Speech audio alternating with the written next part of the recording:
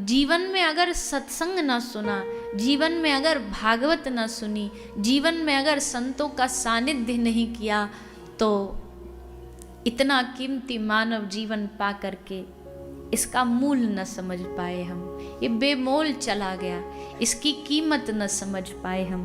बड़े बड़े महापुरुष, बड़े बड़े देवता, बड़े बड़े गंधर्व भगवान से मांगते हैं, प्रभु मानव बना दो, मनुष्य बना दो। देव योनि प्राप्त करके भी भोग तो भोग लेंगे, पर देवता भजन नहीं कर सकते, देवता यजन नहीं कर सकते, देवता साधन नहीं कर सकते। जो मिल गया उसका पुण्य तो भोग रहे हैं देव, लेकिन नया कुछ करना है पुण्य, तो उसके लिए तो मानव ही बनना पड़ेगा। इसलिए मनुष्यत्वम मुमुक्षत्वम महापुरुष संशय। भगवान शंकराचार्य को जहाँ भगवत साक्षात्कार बोध, ये वो भूमि है, ये देव भूमि है। और भगवान शंकराचार्य क्या कहते हैं? मनुष्यत्वम, इस दुनिया में मानव तन मिलना सबसे मुश्किल काम है, सबसे दुर्लभ मुश्किल मनुष्यत्वम। फिर दूसरा मुमुक्षत्वम, मनुष्य जन्म मिल जाए तो मुक्ति की इच्छा नहीं जागती। 90-90, 100-100 साल के हो जाते, फिर भी पंडित जियों को हाथ दिखाते घूमते कि हमारी जन्म कुंडली में सुख कब आएगा। आप सोच के देखो, अगर 50 की उम्र के बाद भी आदमी अगर कुंडली दिखा रहा है और पूछ रहा है सुख कब आएगा, तो उसके जीवन में सुख कभी नहीं आने वाला। अरे भैया, हो गया बहुत जीवन, सारी दुनिया देख ली, सारी दुनिया के रंग देख लिए, अब थोड़ा भगवत रंग में रंग जाओ, अब भगवान के रंग में रहो।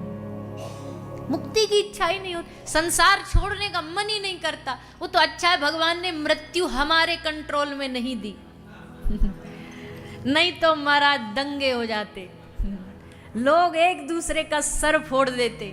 सीट रिजर्व्ड है, बोले एक आदमी को जाना, तो सारी दुनिया आपस में एक दूसरे को मारने पे तुल जाती। ठाकुर जी ने कहा ना ना ना, ये दुनिया के हाथ में नहीं छोड़ना, ये अपने कंट्रोल में रखना है। जाने की इच्छा नहीं करती, या जाएंगे ये बात अपने आप को याद नहीं दिलाते, छूटना नहीं चाहते। जाते जाते बताते जा रहे हैं। वैसे सभी, हम सभी उस लाइन में आते हैं, ऐसा नहीं कि जो व्यास जी बोल रहे हैं वो कोई दूसरी दुनिया से आए, वो भी इसी लाइन में, वो भी इसी बंधन में फंसे हुए हैं। हमारी हालत जानते हो कैसी है? हमारी हालत उस मरकट जैसी है, उस बंदर जैसी है। बंदर का शिकारी बंदर को पकड़ने के लिए एक जाल बिछाता है, एक जाल में छोटा सा छेद बनाता है और जाल के भीतर रख देता है लड्डू। बंदर देखता है लड्डू, मुंह में पानी आता है, भागा भागा आता है, हाथ डालता है जाल के भीतर, छोटा सा छेद होता है, हाथ अंदर चला जाता है, लड्डू पकड़ लेता है और लड्डू पकड़ के जब निकालने की कोशिश करता है, छोटा सा छेद था, हाथ जब डाला था तो छोटा था तो चला गया, लेकिन लड्डू मोटा है, जब उसको पकड़ा तो अब हाथ भी ऐसा मोटा हो गया, अब छेद से बाहर नहीं आ रहा। अब जब बाहर नहीं आ रहा तो आसपास उसके और भी उसके ग्रुप वाले बंदर पूछते, भाई तू अटका क्यों खड़ा, चलना आगे बढ़ना हमारे साथ। तो बोलता ना ना ना, कैसे बढ़ूं, इस पिंजड़े में भूत बैठा, उसने मुझे पकड़ लिया है। अब बताइए, पिंजड़े में कोई भूत है? बोलिए ना, किसी ने पकड़ा है? किसने पकड़ा है? लड्डू ने बंदर को पकड़ा या बंदर ने लड्डू को पकड़ा है? लड्डू छोड़े तो मुक्त हो जाएगा, पर लड्डू छोड़ना नहीं चाहते और मुक्त भी होना चाहते। समझ गए आप?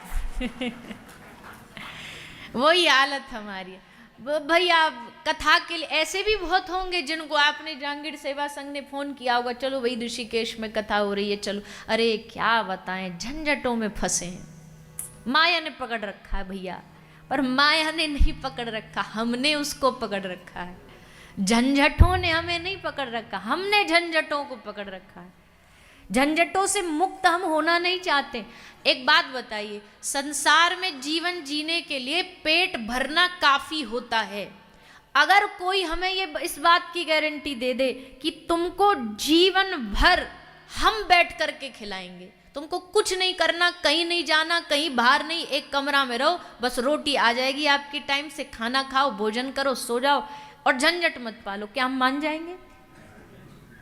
क्यों? क्योंकि हमें झंझटों की आदत है, हमारा स्वभाव है, हमारी आदत वैसी है। इसलिए ये कहना कि माया हमें पकड़ती है, ना ना ना, हमने उसको पकड़ा, संसार ने हमें नहीं, हमने संसार को पकड़ा है। मुक्ति की यानी कि मुक्त होने की इच्छा हमारे भीतर नहीं जागती है।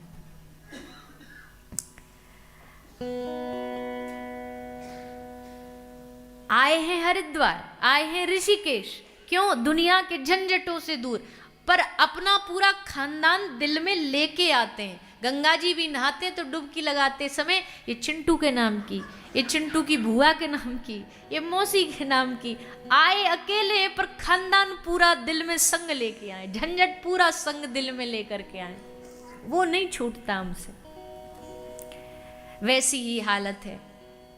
एक देश का राष्ट्रपति किसी जेल में दौरे पर गया, भाषण दिया, उसके बाद बोला मैं एक एक कैदी से जाकर के पर्सनली मिलना चाहता हूँ, उनकी तकलीफ़ें जानना चाहता हूँ। पहले कैदी के कमरे में गया, भाई तुझे कुछ चाहिए तो नहीं? बोला हाँ जी साहब जी चाहिए, मुझे एक साबुन और शैम्पू दिलवा दो।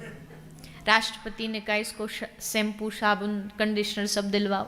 अगले के पास गए, तुझे कुछ चाहिए तो नहीं? साहब जी मन नहीं लगता, एक टीवी लगवा दो, इसको टीवी लगा दिया जाए। अगले से पूछा तुझे कुछ चाहिए? साहब जी ठंडी बहुत पड़ रही, एक कंबल दिलवा दो, एक एक्स्ट्रा कंबल दिलवा। तुझे क्या चाहिए? बोले साहब जी कमरा गंदा है, पेंटिंग डेंटिंग करवा दो, वो करा दी गई। अंत वाले कैदी के पास राष्ट्रपति गया, तुझे कुछ चाहिए? उसने हाथ जोड़ करके आंसू बहाते हुए कहा, सर साहब मैं जीवन में कभी मैंने कोई पाप नहीं किया, गलती नहीं की, अपराध नहीं किया, पर एक बार ऐसी गलती हुई कि आज उस अपराध के कारण मैं यहाँ पड़ा हूँ। बस मुझे कुछ नहीं चाहिए, एक काम कर दो। क्या? मेरी सज़ा माफ़ करवा दो, मेरी सज़ा आप ही क्षमा करा सकते हो। राष्ट्रपति के हाथ में ताकत है, मैं वादा करता हूँ कोई भूल न करूँगा, कोई गलती न करूँगा। राष्ट्रपति ने उसकी आंखों में पश्चाताप देखा, ऑर्डर दिया, मर्सी ऑर्डर, इसकी सज़ा माफ़ कर दी जाए।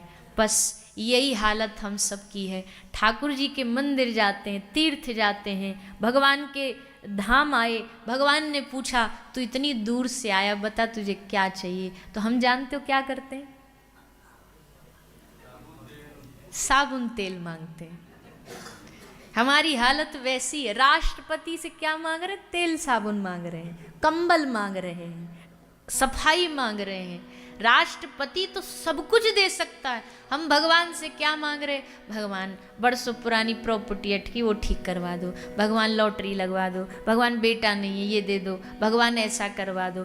भगवान दे देंगे, उसमें कोई बड़ी बात नहीं है, पर भैया ये मांगने में मांगना नहीं है।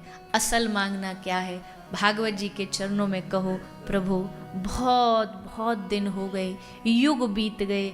सूरदास जी कहते नाचो बहुत गोपाल अब में, सारी दुनिया में नाचते घूम रहे हैं, सबकी गुलामी करते घूम रहे हैं, इससे मांगा उससे मांगा, यहाँ भटके वहाँ भटके, अब तेरे द्वार पर आए, एक कृपा कर दो। प्रभु पूछे क्या?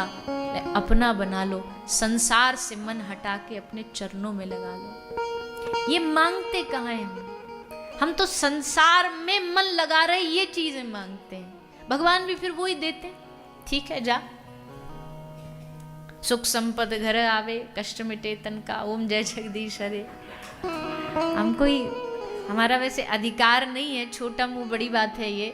हम कौन होते हैं किसी की भावना पर, किसी की रचना पे बोलने वाले? पर किसी महापुरुष ने ये लिखी है, लेकिन वो वही लिखते हैं जो दुनिया का डिमांड होती है, उनको लगता है दुनिया को यही चाहिए। पर असली जो भक्त होता है उसे क्या चाहिए ठाकुर जी से? उसे सुख संपत्ति नहीं चाहिए, उसे कोई धन नहीं चाहिए, उसे संसार की कोई मांग नहीं चाहिए। उसे चाहिए तो केवल भगवान और भगवान का प्रेम चाहिए। वो यही मांगेगा दिन रात, वो यही बोलेगा भगवान से। इसलिए आज की इस कथा में भगवान से, भागवत जी से यही प्रार्थना करिए, मुमुक्षत्वम। हमारे मन में ज्यादा नहीं पर इतना तो आए कि प्रभु संसार की चीजें तो बहुत आपसे मांगी, लेकिन अब इस भागवत के प्रताप से हमारे हृदय में आप बैठ जाओ। हम आए भले घर से अकेले थे, पर जब इस कथा के बाद हम यहाँ से घर जाएं तो अकेले ना जाएं, हमारे हृदय में आप हमारे संग बैठे बैठे जाओ, आप हमारे साथ चलो। यही तो कथा का लाभ है। कथा का लाभ तभी है जब भगवान से प्रेम हमारा कथा के बाद बढ़ा हो, तब कथा का लाभ है। हमारी कोई बुरी संगत, बुरी आदत कोई छूटी हो तो कथा का लाभ है।